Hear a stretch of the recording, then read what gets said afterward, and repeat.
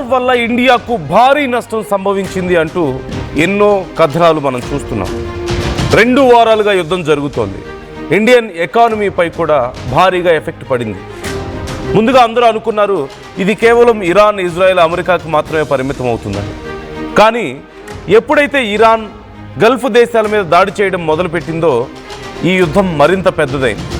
Hormuz జలసంధిని మూసివేయడంతో ఈ యుద్ధం కేవలం గల్ఫ్ దేశాలకి, ఇరాన్, ఇజ్రాయెల్, అమెరికాకి మాత్రమే కాదు, మొత్తం ప్రపంచం మీదే పడింది.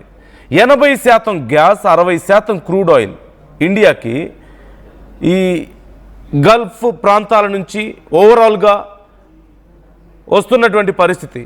ఇలాంటి టైంలో హర్ముజ్ జలసంధిని మూసివేయడంతో ఇక ఇండియా పరిస్థితి కూడా చాలా ఇబ్బందికర సందర్భంలో కనిపిస్తోంది. ఇండియాలో ఎల్పిజి కొరత ఏర్పడొచ్చనే భయం మరోవైపు భారీగా పెరిగింది.